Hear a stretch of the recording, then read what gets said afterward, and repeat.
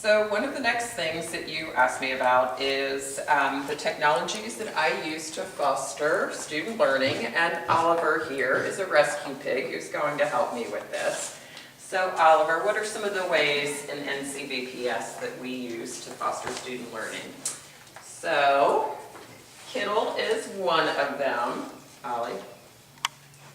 Okay, he's not going to sit, usually he does. So Kittle is one of them, and I use that because it's a safe search engine to find things that are appropriate. Obviously, we don't want to use YouTube or things like that where kids might be able to get onto sites that maybe are not the best. I also use Google Voice, and Google Voice is, Google Voice is what I use to contact parents and, good boy buddy, parents and students, and then I can copy that and put it into my communication log. Oliver, what else do we have? Oh yes, I use TED Talks, and that helps with connecting to real-world connections. I put those in my announcements, or I might put a link in feedback. I love NPR. I use it, actually listen to it quite a bit throughout the day, and so when I find something that I know connects to something that one of the students has talked about, maybe in a research paper or maybe in something for a module, then I try to put maybe a podcast or a link to an article.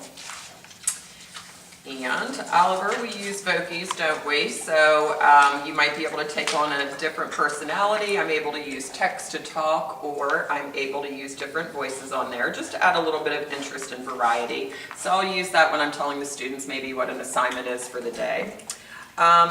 I really like the Giphy, so it just, for shout outs and things like that, it's a fantastic way just to add some animation to the course. I'm sure there are some on Giphy that have to do with Potbelly Pig sitting and kissing. He's really enjoying this segment here.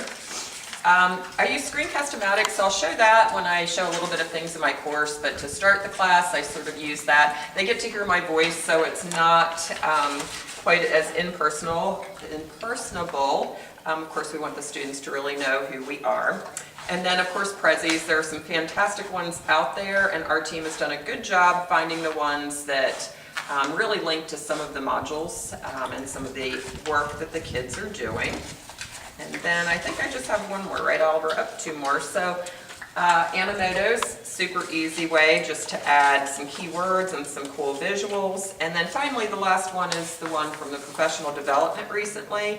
And that's actually going to go into my VTAP because I'd like to do a better job about making sure that I am citing my images correctly. So that's the newest one that I've added.